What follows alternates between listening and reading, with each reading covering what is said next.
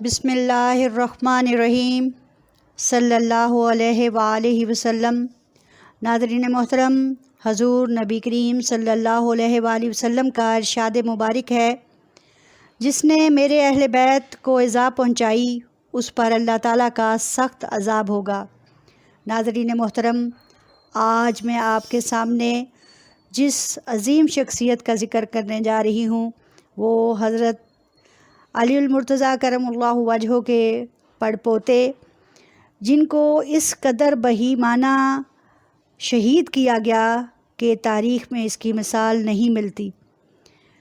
کوفیوں اور بد طینت لوگوں کی خصلت اس حد تک پہنچ گئی کہ آل رسول صلی اللہ علیہ وآلہ وسلم کو گزند پہنچانے میں کسی نے کوئی کسر اٹھا نہ رکھی۔ سیدنا زید بن شہید، سیدنا امام زین العابدین کے لخت جگر، سیدنا امام حسین علیہ السلام کے پوتے اور سیدنا علی المرتضیٰ کرم اللہ وجہہ کے پڑ پوتے، جن کی ولادت باسعادت مدینہ منورہ میں ہوئی، آپ کی تاریخ ولادت پر مورخین کے درمیان اختلاف ہے۔ مشہور مورخ اور محقق ابن عساکر نے آپ کی تاریخ ولادت 78 ہجری، جبکہ بعض مورخین نے 80 ہجری لکھی ہے۔ آپ سیدنا امام زین العابدین کے پرہیزگار اور متقی فرزند ارجمند ہیں۔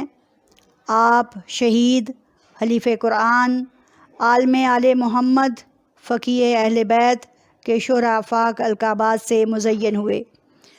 سیدنا امام زین العابدین کے فرزندوں میں سیدنا امام محمد باقر علیہ السلام کے بعد سب سے زیادہ نمایاں حیثیت آپ کی تھی۔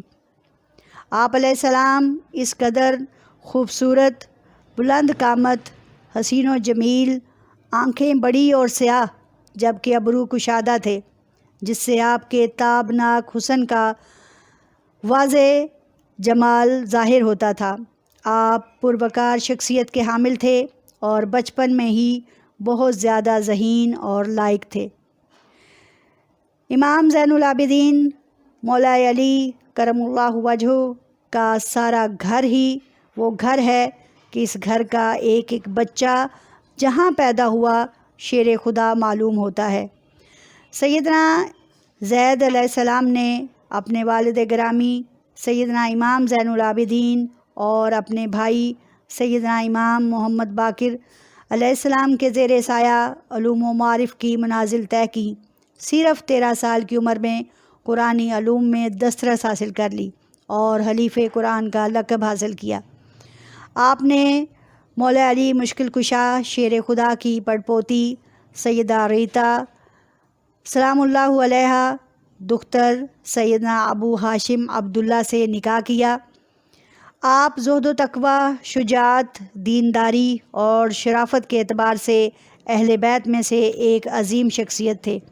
105 ہجری میں جب ہشام بن عبد الملک بادشاہ بنا تو اس نے سیدنا زید بن علی سلام اللہ علیہ پر تہمت لگائی کہ آپ نے خالد کیسری کوفہ کے معزول حاکم کی ایک امانت پر قبضہ کر رکھا ہے، اور اس نے آپ کو یوسف بن عمر ثقفی کے پاس، جو اس وقت عراق کا حاکم تھا، اس فرضی الزام کو ثابت کرنے کے لیے بھیج دیا۔ اس نے آپ سے قسم لی تو آپ نے فرمایا، میرے پاس خالد کا کوئی مال نہیں، اور سنو، ہمارے بزرگوں نے ہمیں کسی کے مال پر ناجائز قبضہ جمانے کی تعلیم نہیں دی۔ یوسف بن عمر ثقفی نے آپ کا یہ جرأت مندانہ جواب سنا تو آپ کو چھوڑ دیا۔ اس واقعے کے بعد سیدنا زید علیہ السلام نے مدینہ منورہ کی طرف رخ کیا، لیکن وہی کوفہ کے بد طینت اور ظالم لوگوں نے آپ کا رستہ روک لیا، آپ کو مجبور کر دیا کہ آپ مدینہ کی طرف نہ جائیں، اور کہنے لگے کہ یہاں لاکھوں لوگوں کی تلواریں آپ کے ساتھ ہیں، ہم قسمیں اٹھاتے ہیں، وعدے کرتے ہیں، اور آپ کو ہم آپ کو خلافت کی مسرت پر صرف اور صرف آپ کو دیکھنا چاہتے ہیں، لیکن آپ کو ان کی طرف سے اندیشہ تھا، تو فرمایا اے لوگو، مجھے تمہاری بے وفائی کا اندیشہ ہے، کیونکہ تم نے میرے دادا جان سیدنا امام حسین علیہ السلام اور ان کے رفقا کے ساتھ جو سلوک کیا تھا وہ کسی سے مخفی نہیں۔ یہ فرما کر آپ چل پڑے، لیکن اہل کوفہ نے آپ کو خدا کا واسطہ دے کر روک لیا۔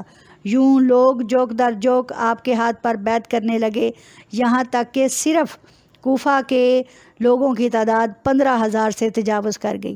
یہ لوگ کئی ماہ تک کوفہ میں ٹھہرے رہے۔ جب آپ نے یہ صورتحال دیکھی تو فرمانے لگے، میں اس پروردگار اللہ عز و جل کی تعریف کرتا ہوں جس نے میرے لیے میرے دین کو کامل کر دیا ہے۔ خدا کی قسم، مجھے رسول خدا صلی اللہ علیہ وآلہ وسلم سے حیا آتی ہے کہ میں روز قیامت حوض کوثر پر آپ صلی اللہ علیہ وآلہ وسلم کے پاس جاؤں تو اس حال میں کہ آپ کی امت کو نہ نیک کاموں کا حکم دیا ہو اور نہ برے اعمال سے روکا ہو۔ سبحان اللہ! بہت سارے لوگ کثیر تعداد میں آپ کے پاس جمع ہو گئے تو آپ نے اپنے مقصد خلافت کا اعلان کر دیا، لیکن جیسے ہی آپ نے اعلان خلافت فرمایا، اس کی خبر ہشام بن عبد الملک کے پاس پہنچی تو وہ آگ بگولا ہو گیا۔ ہشام نے سیدنا زید بن علی علیہ السلام کے مقابلے کے لیے یوسف بن عمر ثقفی کو روانہ کیا، گویا داستان کربلا کی یاد تازہ ہونے جا رہی تھی۔ جب دونوں لشکر آمنے سامنے ہوئے تو سیدنا زید بن علی علیہ السلام کے جو کوفی ساتھی تھے، جو آپ پر مر مٹنے کی قسمیں کھا رہے تھے، جنہوں نے آپ کو مدینہ منورہ جانے سے روکا تھا، جو جوک در جوک آپ کے دستے حق پر بیعت کر رہے تھے، سب پیچھے ہٹ گئے۔ سارے کوفی کہنے لگے، ہم نے آپ کے ہاتھ پر جو بیعت کی تھی وہ فسخ کرتے ہیں، یعنی اسے توڑتے ہیں۔ حافظ ابن کثیر کی روایت کے مطابق سیدنا زید بن علی علیہ السلام کے ساتھ صرف 218 آدمی رہ گئے۔ جنگ شروع ہوئی تو آپ نے اور آپ کے ساتھیوں نے یوسف بن عمر ثقفی کی کئی ہزار فوج کا ڈٹ کر مقابلہ کیا۔ آخر میں آپ کی پیشانی مبارک میں ایک تیر لگا جس نے آپ کی شہادت واقع ہو گئی۔ آپ کے ساتھیوں نے ایک نہر میں آپ کی قبر کھود کر دفن کر دیا اور اوپر سے پانی بہا دیا۔ جب یوسف بن عمر ثقفی جنگ سے فارغ ہوا تو اس نے سیدنا زید بن علی علیہ السلام کی قبر کے بارے میں تفتیش شروع کر دی۔ آخر میں ایک غلام نے یوسف ثقفی کو بتا دیا کہ سیدنا زید بن علی علیہ السلام کو نہر میں دفن کیا گیا ہے۔ چنانچہ اس نے آپ کے جسم اقدس کو قبر سے نکال کر آپ کا سر مبارک کاٹ کر ہشام بن عبد الملک کے پاس بھجوا دیا۔ ایک روایت کے مطابق ہشام بن عبد الملک نے آپ کا سر مبارک کاٹ کر لانے والے کو 10,000 درہم بطور انعام بھی دیا اور آپ کے جسم مبارک کو سولی پر لٹکا دیا۔ ایک روایت کے مطابق 4 سال تک آپ کا جسم اطہر سولی پر لٹکتا رہا۔ آل رسول صلی اللہ علیہ وآلہ وسلم پر کلمہ پڑھنے والوں اور خود کو مسلمان کہنے والوں، ظلم و جفا کی ایسی دردناک داستان پڑھ کر کیا تمہاری روح کانپ نہیں جاتی کہ ان ظالموں نے کس طرح گلشن رسالت کے پھولوں پر ذرا بھی ترس نہیں کھایا۔ ابن عمار لکھتے ہیں کہ جب یوسف بن عمر ثقفی نے آپ کے جسم مبارک کو سولی پر چڑھایا تو دشمنوں نے آپ کے جسم کا لباس بھی اتار دیا۔ اس وقت مکڑی نے آپ کے جسم اطہر پر جالا بن دیا اور آپ کے سطر پر پردہ بنا دیا۔ گویا ایک مکڑی کو تو وہ سعادت حاصل ہو گئی کہ وہ اہل بیت کی خدمت میں اور ان کی شرف میں جالا بن رہی ہے، لیکن انسانوں کو ترس نہیں آ رہا۔ یوسف ثقفی نے سیدنا زید بن علی علیہ السلام کو شہید کر کے آپ کی زوجہ محترمہ سیدہ ریتا علیہ السلام پر بھی ظلم و ستم کیے۔ کتب تاریخ میں لکھا ہے کہ اس قدر ظلم کیا کہ آپ کا جسم مبارک زخموں سے لہو لہان ہو گیا۔ اس طرح اس قدر شدید زخمی حالت کو آپ کو شہر کوفہ سے باہر پھینک دیا، اور یوں خاندان بنو ہاشم کی یہ بہادر اور ناڈر خاتون اپنے اجداد اور شوہر نامدار سیدنا زید بن علی علیہ السلام کے نقش قدم پر چلتے ہوئے دین حق کی بقا کی خاطر شہادت کے اعلیٰ عہدے پر فائز ہو گئیں۔ انا للہ و انا الیہ راجعون۔ ناظرین محترم، غور کیجئے کہ کوفیوں نے اور ظالموں نے اور سبائیوں نے کوئی کسر اٹھا نہ رکھی کہ آل رسول کو نقصان پہنچائیں۔ اللہ تعالیٰ ہمیں اور آپ سب کو اہل رسول صلی اللہ علیہ وآلہ وسلم کی عزت کرنے، ان پر اپنی جان نثار کرنے کی توفیق عطا فرمائے۔